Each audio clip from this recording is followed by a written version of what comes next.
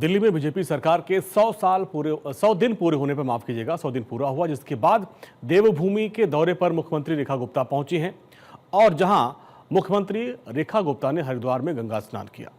इस मौके पर दिल्ली की मुख्यमंत्री के साथ हरि की पौड़ी पर उनके परिवार के लोगों ने भी गंगा में डुबकी लगाई और फिर मुख्यमंत्री रेखा गुप्ता ने हर की पौड़ी में ब्रह्मा कुंड पर पहुंची, पूरे विधि विधान के साथ पूजा अर्चना की और देश की खुशहाली की कामना की।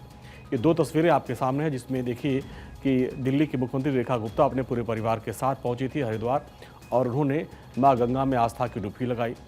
और दूसरी तस्वीर आप देखिए किस तरीके से विधि विधान के साथ उन्होंने पूजा किया और आशीर्वाद मांगा है। दिल्ली में उनकी सरकार बने 100 दिन पूरे हो गए और कल ही उन्होंने अपना रिपोर्ट कार्ड जारी किया। इसके बाद वो हरिद्वार पहुंची, मां गंगा का आशीर्वाद लिया।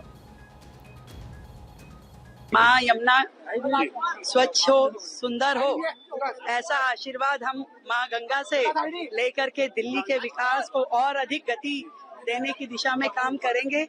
और गंगा माँ तो हम सब के लिए, प्रत्येक भारतवर्ष वासी के लिए बहुत ही प्रेरणादायी है, आशीर्वाद देने वाली है। और माँ का आशीर्वाद लेकर मुझे अपने आप में बहुत संतुष्टि महसूस हो रही है कि दिल्ली की मुख्यमंत्री के नाते मैं दिल्ली के लिए बेहतर काम कर सकूं और विकसित दिल्ली अपना परचम पूरे देश में, पूरे विश्व में लहरा सके। गंगा में स्नान करने के बाद दिल्ली की मुख्यमंत्री रेखा गुप्ता ने दिल्ली में यमुना को लेकर बात कही। मुख्यमंत्री ने कहा कि उनका प्रयास है कि दिल्ली में यमुना नदी को भी मां गंगा की तर्ज पर स्वच्छ और निर्मल बनाया जा सके। कल शाम को हमने दिल्ली में यमुना जी पे आरती करी और आज गंगा जी में स्नान किया। मैं आज सभी संत जन जो यहाँ इस मंच पे बैठे हैं उनका ये आशीर्वाद चाहती हूँ कि एक दिन हम यमुना जी में भी स्नान कर पाएं और गंगा जी की आरती में आकर।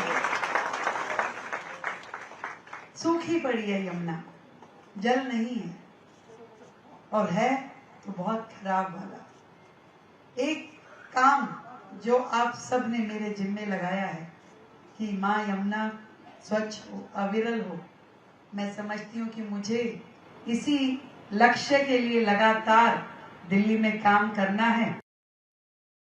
दिल्ली चुनाव में यमुना सफाई का मुद्दा सबसे बड़ा मुद्दा था। ऐसे में बीजेपी यमुना सफाई को लेकर एक्शन मोड में है, जो नेताओं के बयानों में भी सुनाई दे रहा है।